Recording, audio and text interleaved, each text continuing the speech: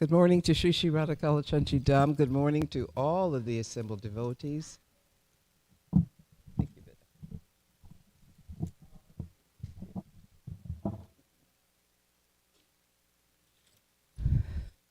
We're reading from Canto 9, Chapter 14. Oh, thank you. And we're going to be covering texts 1 through 14, focusing on 3. But I've got to tell you, I don't know what's going on, Nanda Braj. I mean, with a kirtan like that, why am I up here singing? You've done the preaching. That's preaching in itself.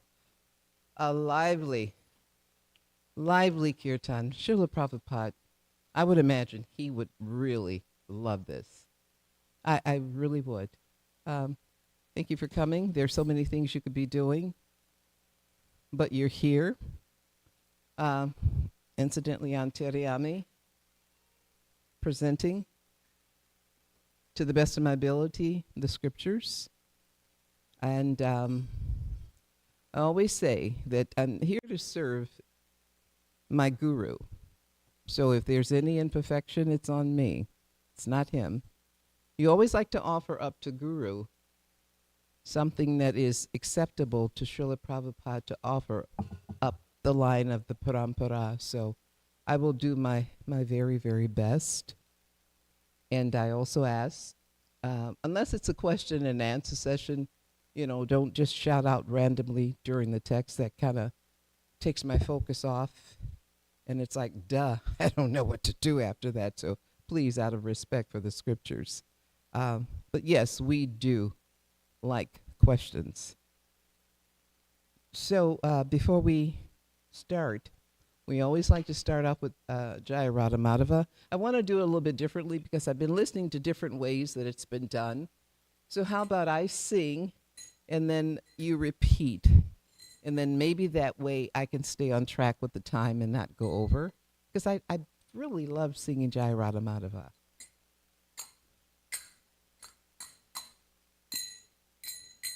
Jaya Radha Madhava Kunja Bihari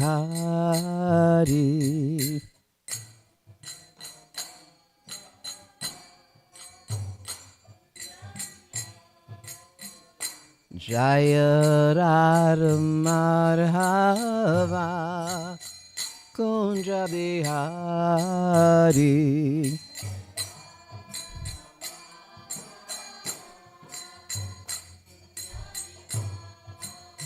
Jaya Gopijana Vallabha Girivardhari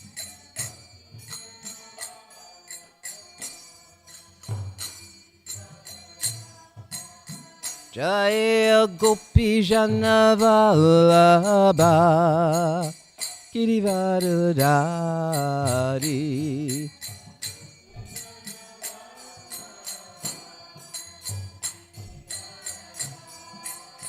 Yashoda Nandana Braja Jararanjanan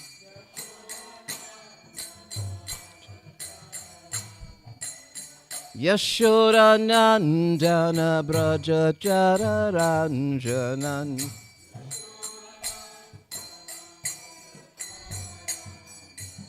Yamuna Tira Vanachari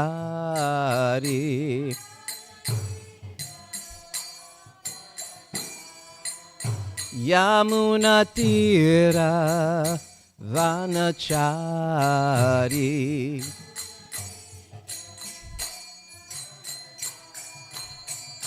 Jaya Radha Madhava Kunja Bihari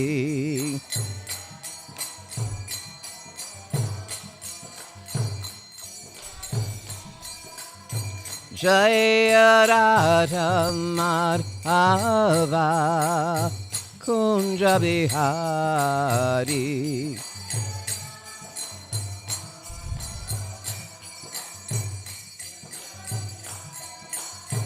Jaya Gopi Jana Vallabha Girivardhari.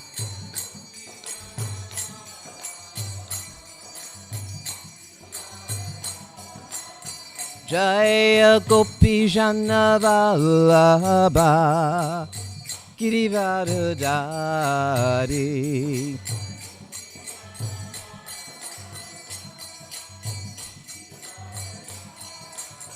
Yashodanandana Braja Jararanjanan.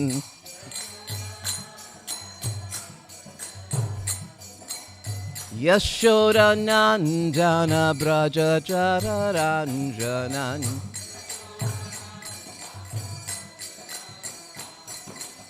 Yamunatira Vanachari.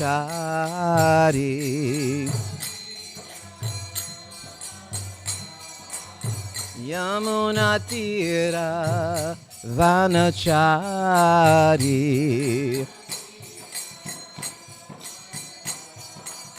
Hare Krishna, Hare Krishna, Krishna Krishna, Hare Hare, Hare Rama, Hare Rama, Rama Rama, Hare Hare.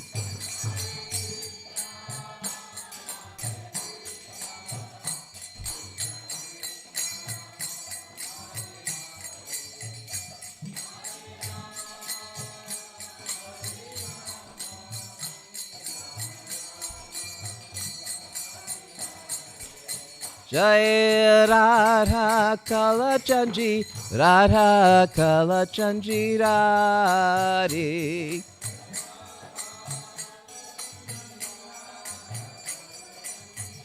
Jaya Jaya Jagannath, Jagannath, Jagannath, Jaya Jaya Jagannath.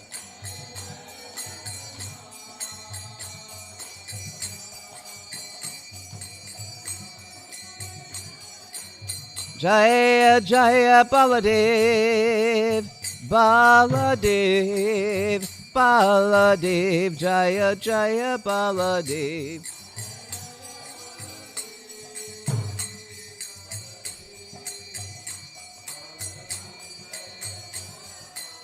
Jaya Jaya Subhadra, Subhadra, Subhadra, Jaya Jaya Subhadra.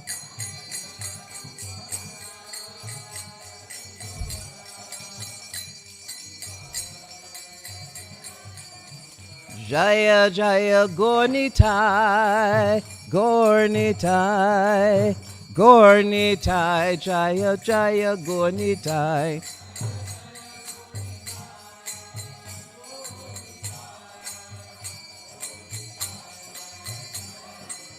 Nitai Goro Haribol, Haribol, Haribol, Nitai Goro Haribol.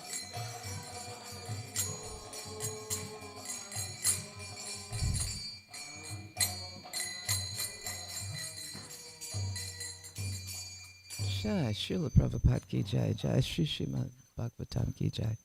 That is such a sweet song, and yes, granted, I do get carried away, and I like hearing it.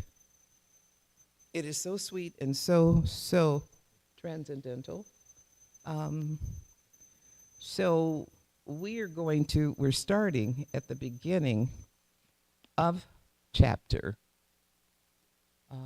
14. So and I've heard different ways of doing it. When you're starting a chapter, are you reading the introduction also in addition to what's been the procedure? Because I've tried to listen to all variations.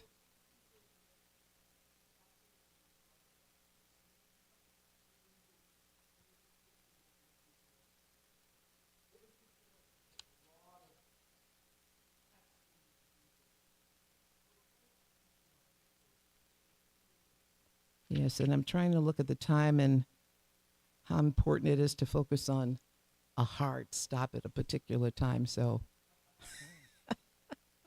I understand the significance, but I want to stay on track and stay with the uniformity. And looking at, we're covering chapter 14, text Canto 9, and it covers King Purava, Purava, enchanted by Urvasi. Thank you so much, Adi Krishna. And I'm looking at the beginning of it. It has some really relevant information. So this is oh yeah, it's a lot. Okay, we've got, what, technically,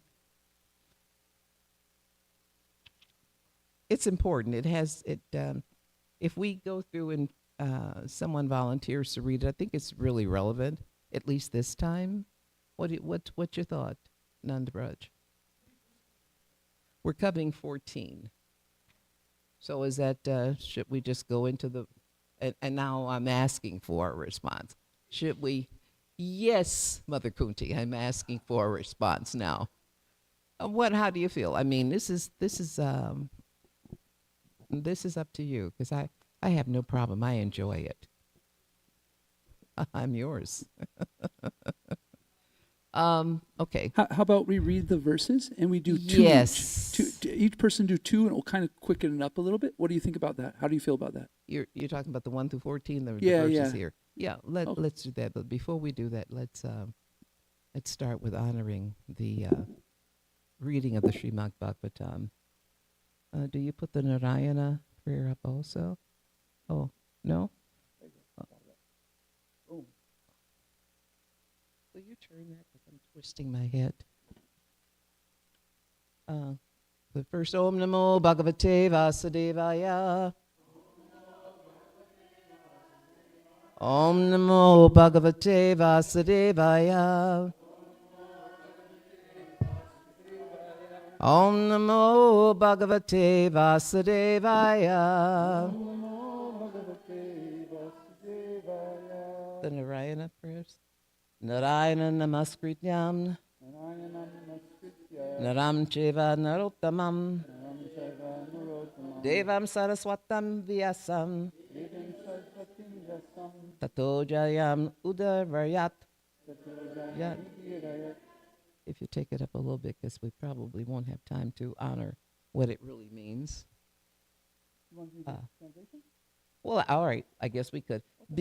Before reciting the Srimad Bhagavatam, which is the very means of conquest, one should offer respectful obeisances unto the personality of Godhead Narayana, unto Narayana Rishi, the supermost human being, unto Mother Saraswati, the goddess of learning, and unto Srila Vyasadeva, the author. Okay, is that it? Oh, okay. Nasta prayasva abhadreshu. Nityam Bhagavat sevaya. Bhagavati uttama sloka. Bhaktir bhavati nashtiki. By regular attendance in classes on the Bhagavatam and by rendering of service to the pure devotee, all that is troublesome to the heart is almost completely destroyed, and loving service unto the personality of Godhead, who is praised with transcendental songs, is established as an irrevocable fact. And I believe there's, okay. Om Jnana Timarandasya. Gananjana Shalakaya. Chakshun Militam Yena. Tashmai Shri Gurave Namaha. I was born in the darkest of ignorance. My spiritual master opened my eyes with the torch of knowledge. I offer my most sincere and humble respects to my spiritual master. So let's start by reading the translation, please, text 1. And we have enough so that if everyone wants, You can start, you can read. Srila I'm sorry. Go ahead, Prabhu. Srila Sukadev Goswami said to Maharaj Parikshit, O king, thus far you have heard the descriptions of the dynasty of the sun god. Now hear the most glorious and purifying description of the dynasty of the moon god. This description mentions kings like Ayila, Pururava, and whom it is glorious to hear. Lord Vishnu, Garbhodakshay Vishnu, is also known as Sahasra Sirasa Purusha. From the lake of his navel sprang a lotus, on which the Lord Brahma was generated. Atri, the son of Lord Brahma, was qualified as his father. Mm-hmm. Next. From Atri's tears of jubilation was born a son named Soma, the moon, who was full of soothing rays. Lord Brahma appointed him the director of the Brahmanas, drugs, and luminaries. After conquering the three worlds, the upper, middle, and lower planetary systems, Soma, the moon god, performed a great sacrifice known as the Rajasuya Yagya. Because he was very much puffed up, he forcibly kidnapped Brihaspati's wife, whose name was Tara. Although requested again and again by Brihaspati, the spiritual master of the demigods, Soma did not return Tara. This was due to his false pride. Consequently, a fight ensued between the demigods and the demons. Because of enmity between Brihaspati and Shukra, Shukra took the side of the moon god and was joined by the demons. But Lord Shiva, because of affection for the son of his spiritual master, joined the side of Brihaspati and was accompanied by all the ghosts and hobgoblins.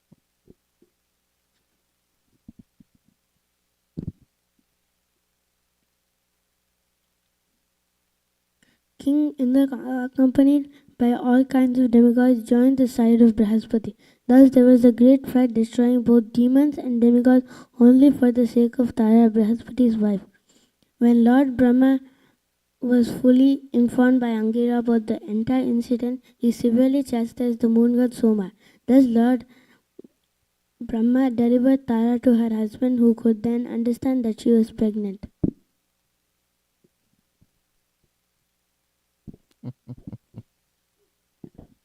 Brihaspati said, "You foolish woman, your womb, which was meant for me to impregnate, has been impregnated by someone other than me.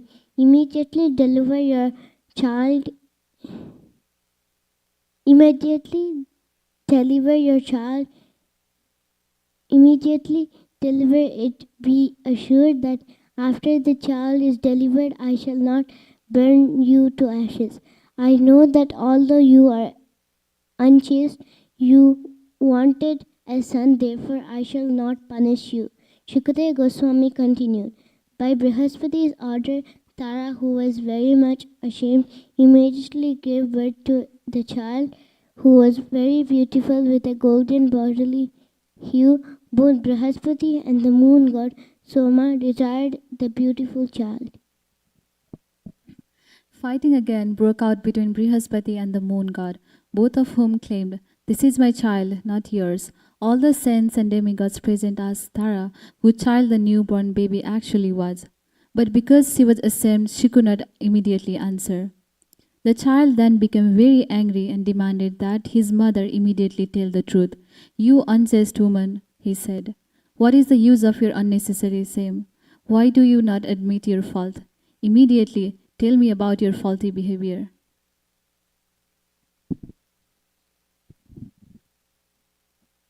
Lord Brahma then brought Tara to a secluded place. After pacifying her, he asked to whom the child actually belonged.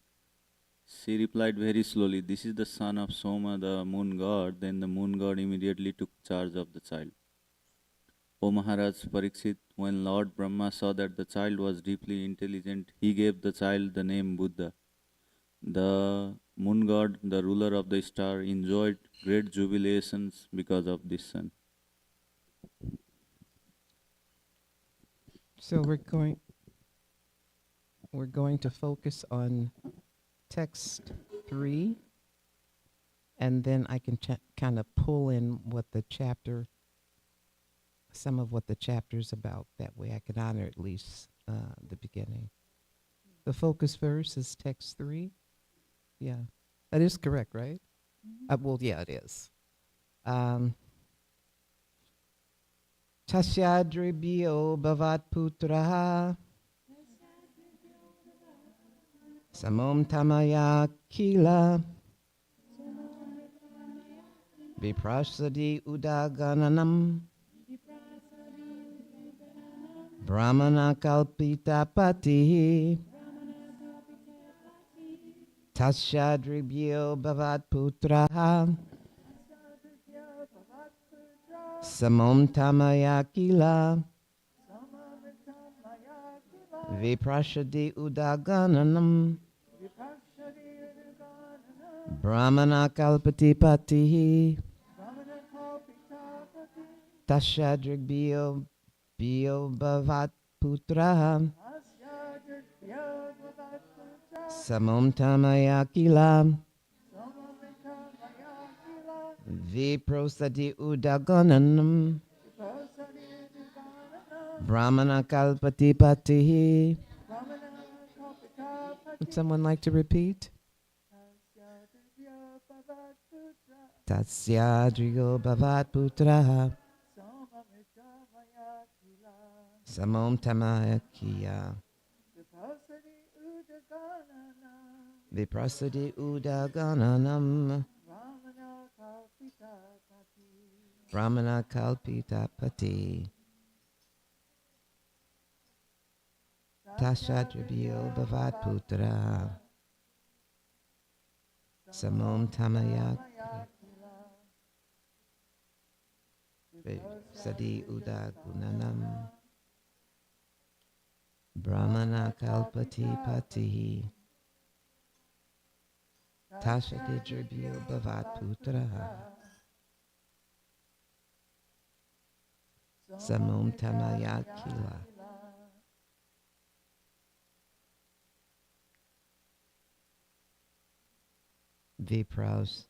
viprasadi udagananam brahmanan kalpita patihi tasyadribyo bhavat putraha samomritamaya kila viprasadi udagananam brahmana kalpita patihi. I must say, very nice reading with our youth. I know your parents are proud of you, but I am absolutely in awe of how well you read. So thank you. Nice reading. Word for word, Tasya, of him. Atri, the son of Brahma. Drigbya, from the tears of jubilation from the eyes. Abhavat, was born. Putraha, a son. Somaha, the moon god. Amritamayaha, full of soothing rays. Kila, indeed. Vipra, of the Brahmanas. Oshadi, of the drugs. Udagananam, and of the luminaries. Brahmana, by Lord Brahma. Kalpita, was appointed or designated. Pati, the supreme director. So, translation, and based on time, I'll just go through it once, and then, you can repeat after. We'll do that. I like the variations in what we're doing. And I know we're working on something, but translation from Atri's Tears of Jubilation. Was born a son named Soma, the moon, who was full of soothing rays. Lord Brahma appointed him the director of the Brahmanas, drugs, and luminaries. Purport, According to the Vedic description, Soma, the moon god, was born from the mind of the Supreme Personality of Godhead. Chandrama Manaso Jataha. But here we find that Soma was born from the tears in the eyes of Atri. This appears contradictory in the Vedic information, but actually it is not. For this birth of the moon is understood to have taken place in another millennium. When tears appear in the eyes because of jubilation, the tears are soothing. Srila Vishwanatha Chakravarti Thakur says, Drigbya anandrusrubya ata evam tamayaha. Here the word Drigbya means from tears of jubilation. Therefore the moon god is called Amritamayaha, full of soothing rays.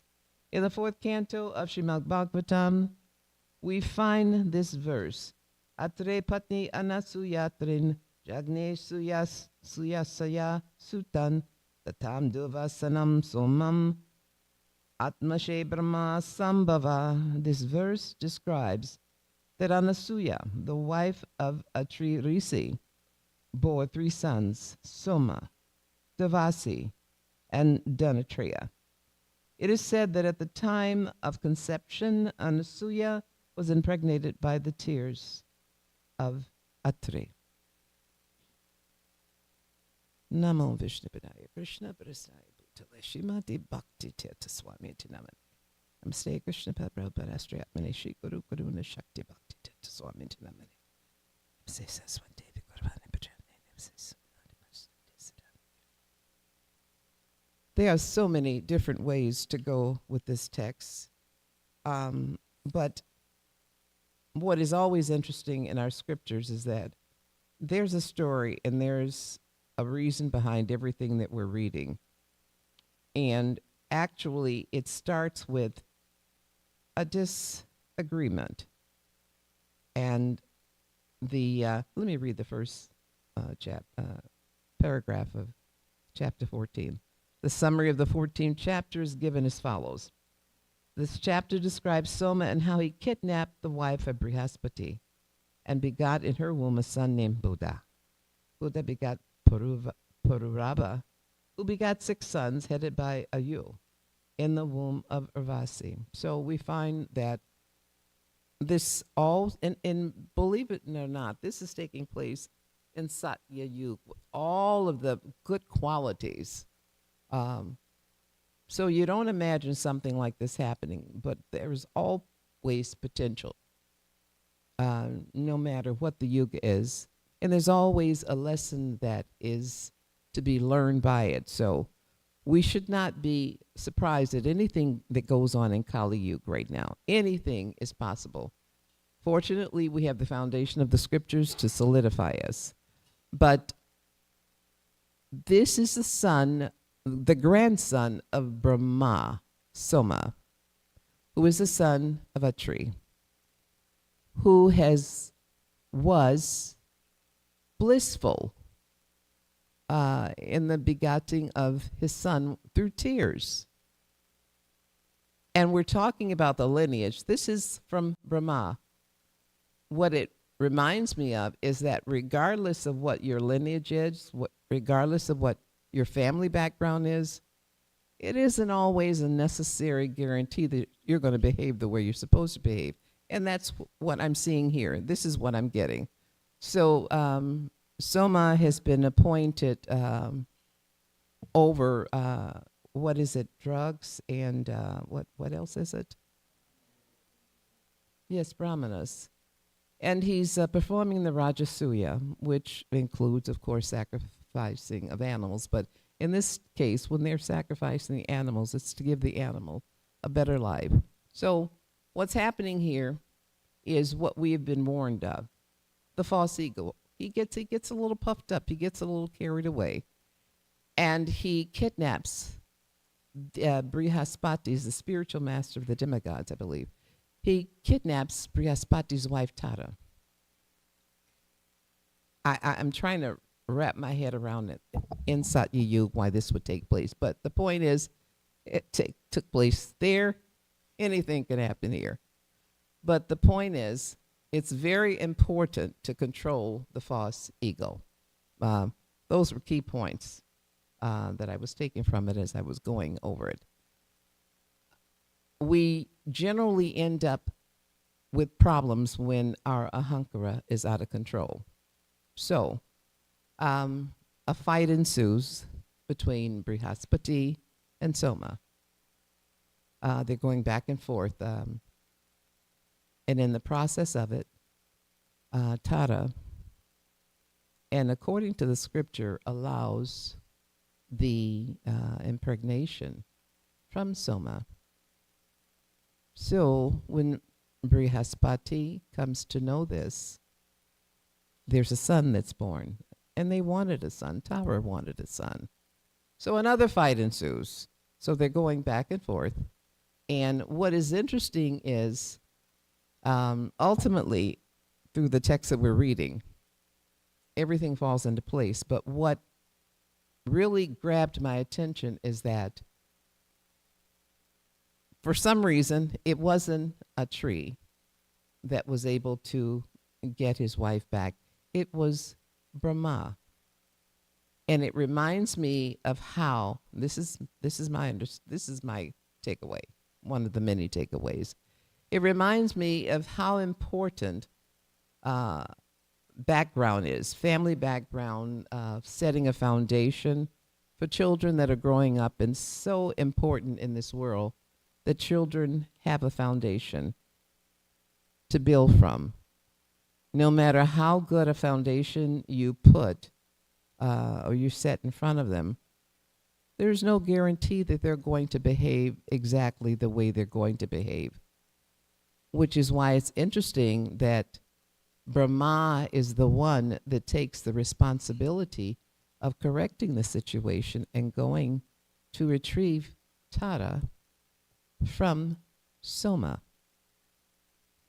And I find that nowadays, and I'm trying to keep within the context of what we're reading, I find that nowadays what's happening is that children are coming into the world.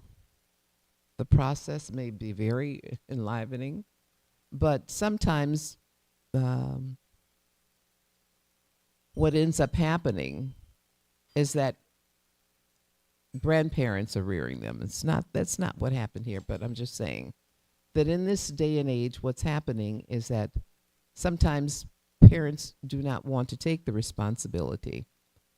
I was talking with a friend who is like a, they're social worker, very important. And they're coming across so many cases where the children are coming into the world. Once they're here, the parents don't want them. So they end up trying to carve a path for that child, even though there isn't really a lot of leadership in the home. And what ends up happening, and we've known this for years, what ends up happening, and we've read it, is that, and it's not always that the parent, let me correct that. It's not always that the parent does not want the child. Parent could be too busy, but a grandparent steps in and raises the child. And that's not a bad thing, but I'm just saying different things happen. It happens now. And the scenario that I'm leaning into is the fact that a grandparent had to step in to correct this. In this day and age, I listen. I try to listen more than I talk. I really, really do, because there's a lot to be said about hearing from others. But what I hear is that the group, the children that have come after our generation and their generation, it's a different breed. Definitely a different breed. Total respect for them. However, in some instances, I'm noticing that they're pushing the elderly principles out of the way, and they're creating their own. Some of them are really good, but this old saying that we used to have, don't throw the baby out with the bathwater, there are some really good principles that do come from those that are our seniors and our elders, and it would benefit us to take as much as possible, at least the positive aspects of it, from those individuals. Yes, occasionally I will watch The One-Eyed Monster, and what's always being said is that, yeah, this is what your parents did, don't do it. But if you're here right now, your parents must have done something right, otherwise you wouldn't be here taking shelter. And even if they didn't do anything right, part of the process of your karma, you're here, you can correct it. Me, I flipped the switch on how I was raised. But you have to have at least respect the elders, whether you feel they're perfect or not, because ultimately you're here, you have an opportunity to go forward and improve on whatever was done. And there's always room for improvement. None of us are perfect. None of us are perfect. The fact that we're in this material world is indicative of that. But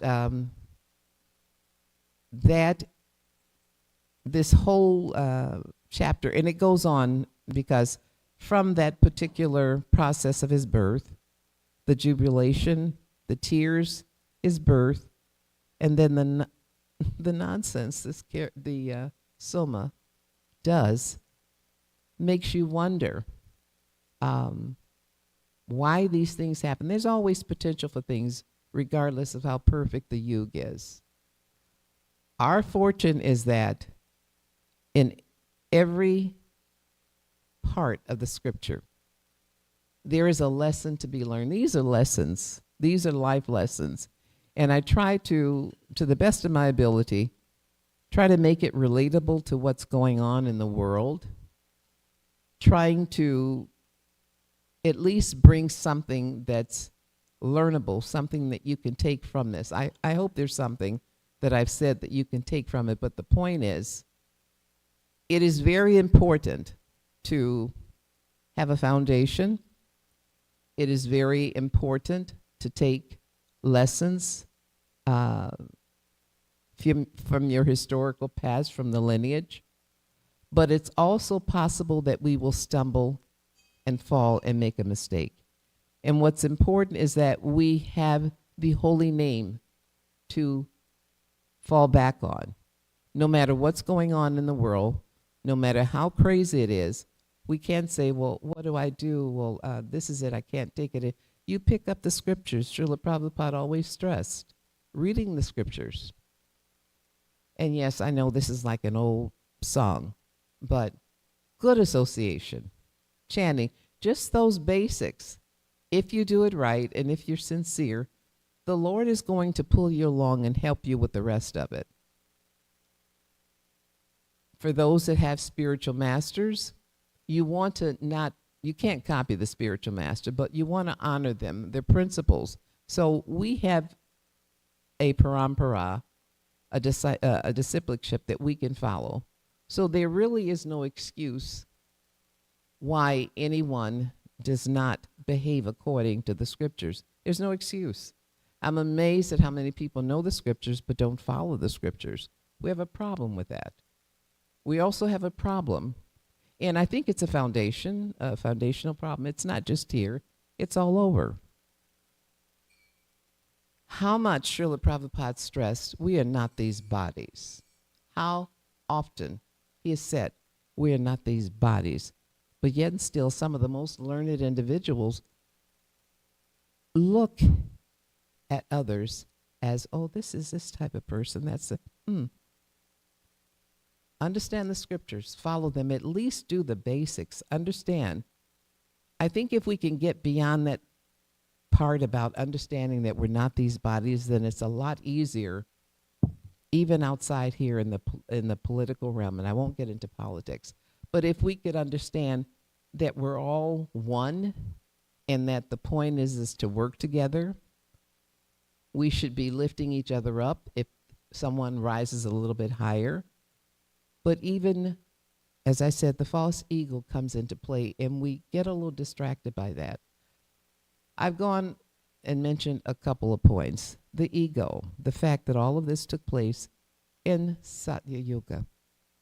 The fact that we're in Kali Yuga, the fact that we are blessed with the scriptures, the fact that if we go according to the scriptures, it is very important to take a guru. But even if you do not have, or you've not taken a guru, please do so. It's nice to do it. It's important. You have the scriptures. There is no excuse for misbehavior in this movement. There is no excuse whatsoever. And I believe if Srila Prabhupada were in his body, I can't tell you exactly what he would do, but he would be surprised the way it has gone. It does not mean that this is the way it's supposed to exist, where we're at each other's throats, where we're looking at each other as, this is this body, so I won't listen to you, I won't interact with you. That's nonsense. When we get to the spiritual world, if the process by which we get there is not proper, we won't get there. And the point I'm making is that this is our training ground.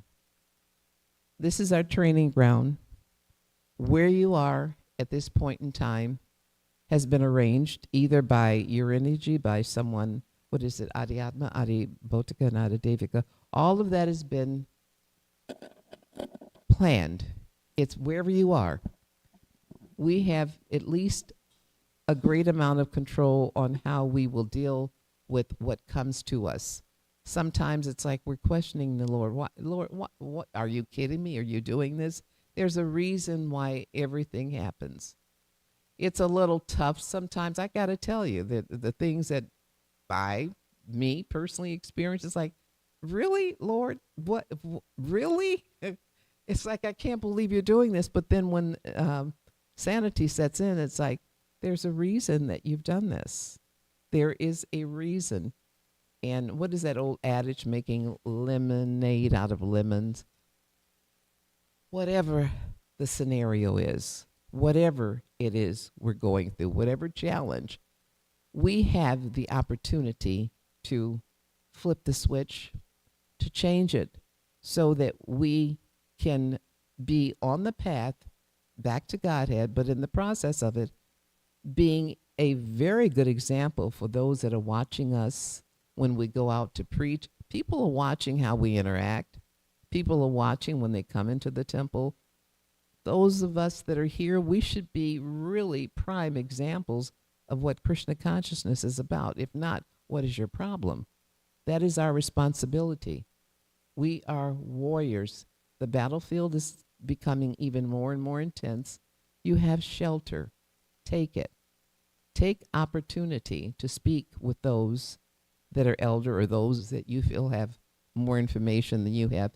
Whatever you're going through in life, we should be able to talk to a family member, and we are family.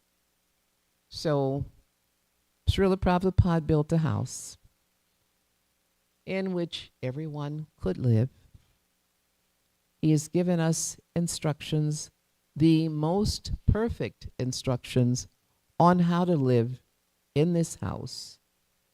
And the question that I would ask myself is, what am I doing to honor what he has gone through?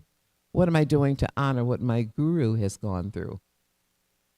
And the message that my guru would have whenever he visited us is that I don't want you to be the same person that you were the last time I was here. Change.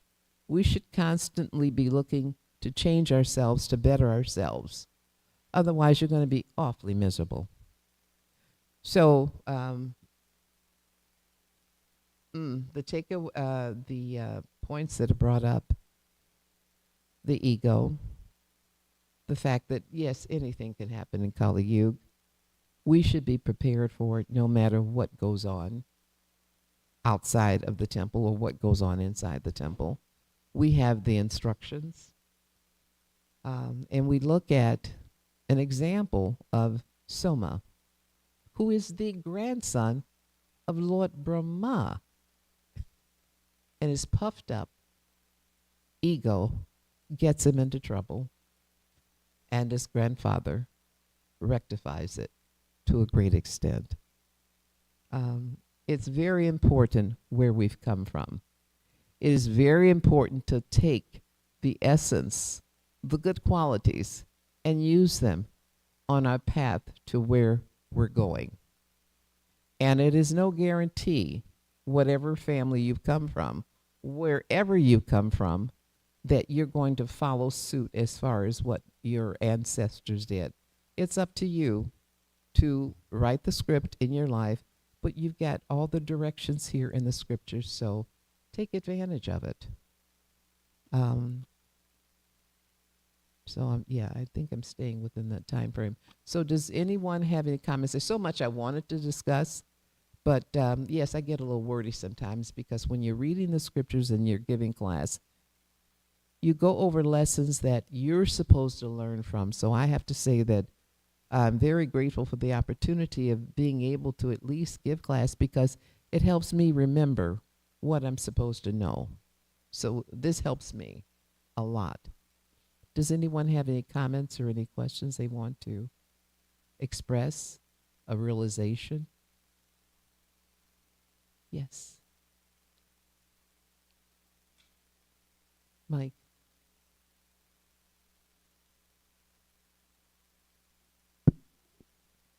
Hare Krishna, thank you so much. It's always so wonderful to see and hear from you. Thank you for your class and sharing your realizations. And I was just thinking about this whole saga that ensues. Soma, he is the moon. Mm. He's an exalted, he's an exalted position. And yet, in this whole pastime, he performs this great Rajasuya sacrifice. Why? Because he wants to steal Tara, Brishupati's wife, and then Lord Brahma tries. Everything ensues. He tries to rectify the situation and bring Tara back to her husband. But what happens? She's been impregnated by Soma, and so this is going on, and like you mentioned, in another yuga, Satya Yuga. Mm. But we see that these things reflect what goes on today. Absolutely. So I guess my question is, we've been told this is a perverted reflection of the absolute truth, the supreme truth, and yet we see much in the scriptures about similar situations where, in a sense, it's a fall down. You kidnap someone's wife, you impregnate her, right? And this goes on in this world, and yet, so I just kind of wanted to, maybe your comments about that, if you would. The fact that it went on in Satya Yuga? Yes, it's a saga, isn't it? He kidnaps, Brishupati's wife, Tara. He impregnates her. These things go on in Kali Yuga all the time, and yet these are so. What is the lesson? I guess what I'm trying to say. What is the lesson? That is when key. this goes on in a higher spiritual realm, and yet it goes on here. Absolutely key. I've always felt, and this is me, everything could have been perfect. We are given lessons to live by. Ultimately, because we are here in this material world, it's actually something that never should have occurred.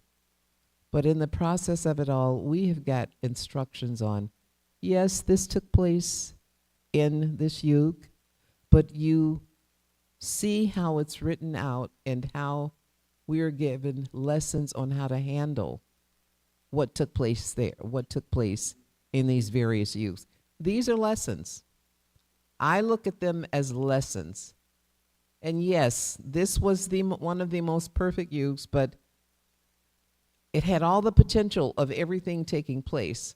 But it was written in such a way to indicate, but yes, this is possible and this did go on. But it doesn't capture the total essence of the yuga. It's just that even in the most perfect situations, for our benefit, instructions are given, lessons are given, and we're to learn from them. Not because it happened and it's like, well, heck, that happened in that yuga, so what's the problem? Why can't I do it? All of these are learning experiences. And these are the most perfect individuals. So we can't say the mindset that they have and what they did is exactly like ours. But obviously, this is me. This is me thinking. This is me talking. The Lord knew we weren't going to be perfect in this material world. It's imperfect in the first place. Yes, He gave us scenarios. And He also gave us lessons on how to rise above those scenarios. I look at them as lessons, even though they're in the most perfect yugas. They're giving us an example of even in the most perfect situations, what can happen.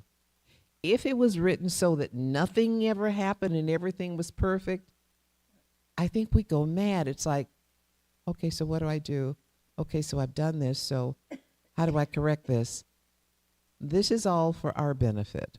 This is all for our benefit to learn from. And it doesn't necessarily mean that the previous yugas were just a hot mess. No, it wasn't. They were a lot better than this. But because we're here and we've seen all the things that can possibly go on, and we have the instructions on how to live and deal with it, there is no excuse why we, in this age of Kali Yuga, cannot rise above it. Be an example and stay on the path, on our way back home, back to Godhead, because you can't take this nonsense that we're doing home. It won't happen. You just have to keep repeating birth after birth.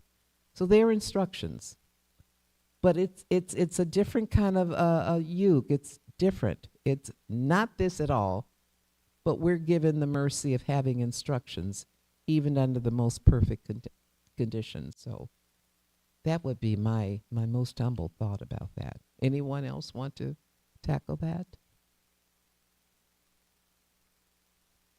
Yes, Nanda Praj, did you want? Yes.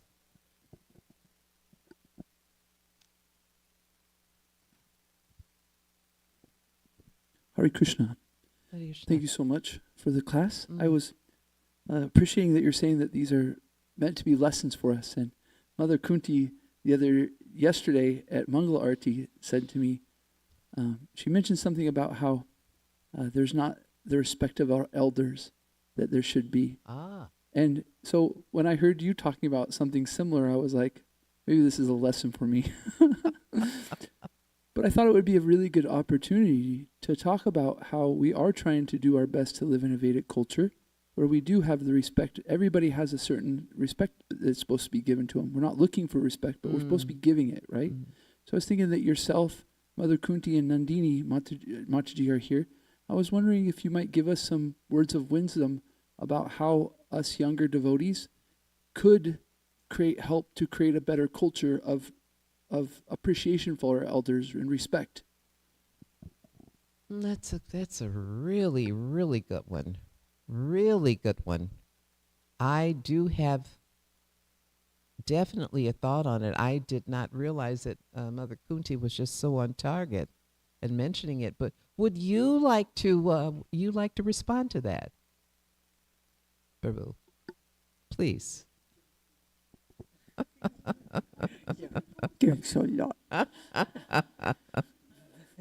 Yeah, this is good. I don't know. I spontaneously reveal my mind to Nanda Braja because I feel like he's a son to me. And when I feel that trust and that non-judgment, so I feel like I can really open my heart to him. And I'm not going to be labeled or, shoved aside or anything. He's just got a very big heart. And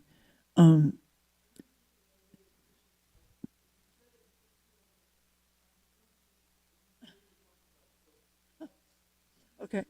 That's Krishna. It's Krishna.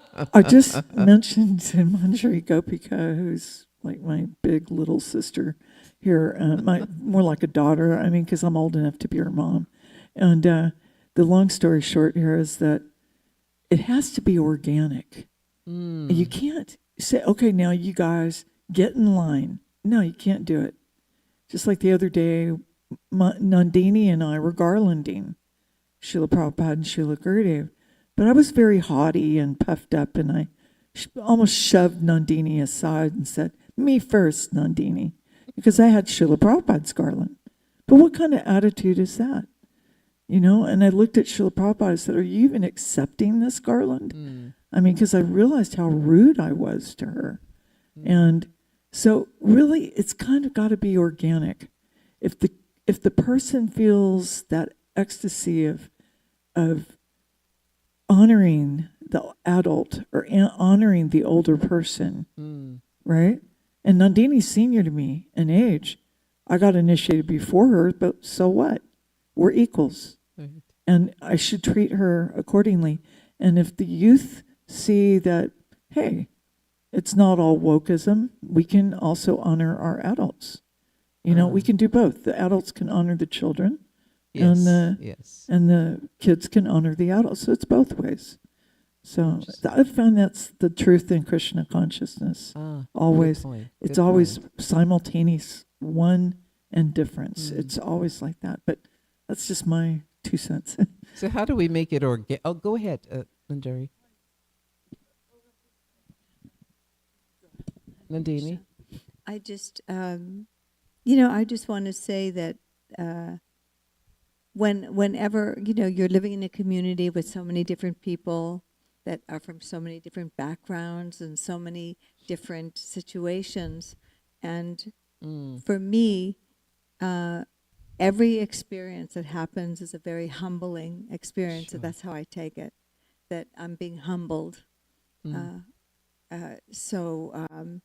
That was one comment I wanted to say. And the other thing is, all glories to Radha Kanchana Kund, because she has created, from her loving heart, a situation for all senior devotees to take prasadam in the prasadam room. Yes. It's set up very beautifully. Yes. Flowers are put on the table, and there's a line of people serving out all the seniors.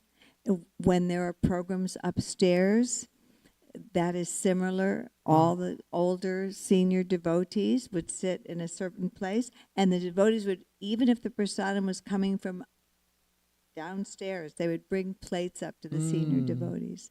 So all glories to the heart of Radha Kanchana Kund. Thank you for mentioning that. That is a very nice touch. It's a real beautiful thing. Yes, it is. Manjari? Hi, Krishna. Thank you so much for this class. On this topic, I'm not that young anymore. I'm more middle-aged than anything. But on the topic of respecting elders, I've always enjoyed sitting with people. Like I used to sit with my grandfather, and he would tell me, we would go through all his photos, and he would tell me about the Great Depression. And so in that way, I learned that people older than me had really interesting lives and stories. And recently I've been listening to several lectures by His Holiness Radha Swami Maharaj on the topic of forgiveness and tolerance. And I had this realization that, wow, all of the seniors in this movement, they must have such deep wisdom that I can learn from because they're still here. I think of all the trivial things that my false ego trips over, or my mind wants to categorize, well, I like this devotee, but I don't like that devotee. And then I look around at all of you, Mother Kunti, Mother Antaryami, and Mother Chandravali, and Mother Nandini, and how you're serving and you're still so connected to your spiritual master. And I think I need to be more near you, and I want to serve you, because really you guys, for lack of a better term, know what's up, because you've been able to shove all of this nonsense aside. So that's what I see when I'm with all of you, and you're all so humble. And oftentimes I'm in the prasadam line with Mother Kunti, and I'm like, why are you here? Why are you in the back? TKG disciples to the front. What is this system? So I appreciate all of you so much. And anyway, I just hope that inspires other people to listen, because you're such wonderful examples. Thank you for sharing. We are inspired by your generation also, and the generation that follows you. We all should be able to inspire each other. And with myself, you will not find me just interacting with one age group or with one culture. Boring. I won't do it. Besides, that's not what my spiritual master did, and that's not what Srila Prabhupada did. We all have something to learn from each other. In the scriptures, I'm trying to remember, it's called the 20 some numbered brahmanas, how you can even learn from animals.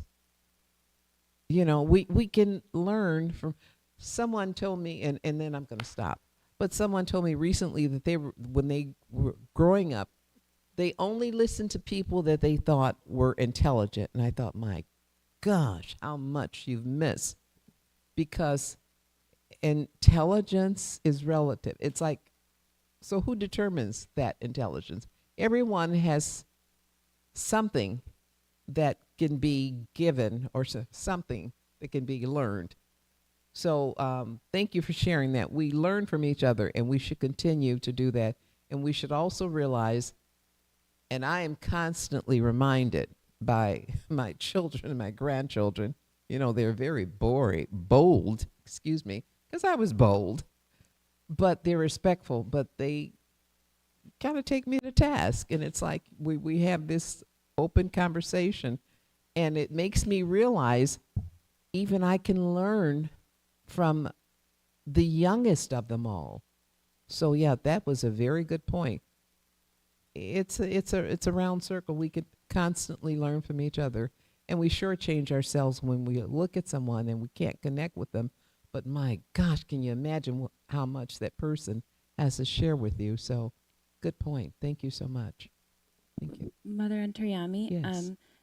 His Grace Rupanuga Prabhu put a quote in the chat that he wanted to share with you. Rupanuga Prabhu says, "If I had known what a pleasure my grandkids would be, I would have had them first." Count on Rupanuga to come up with something that no one else would have thought of, but he's right.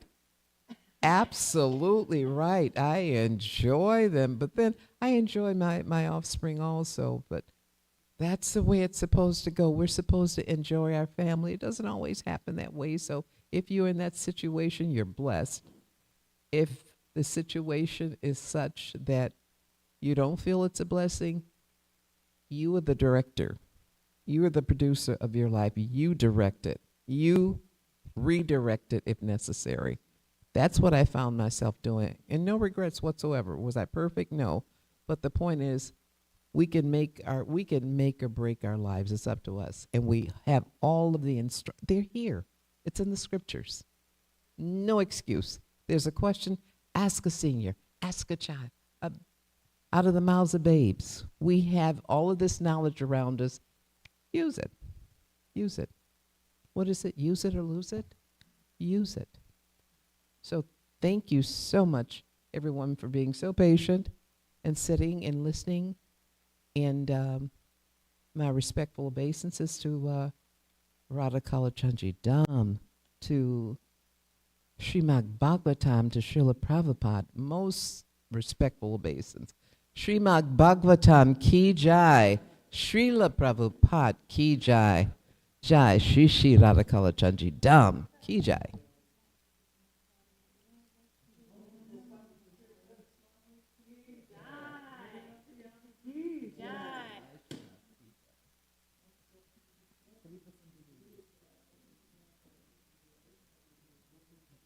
Hare Krishna.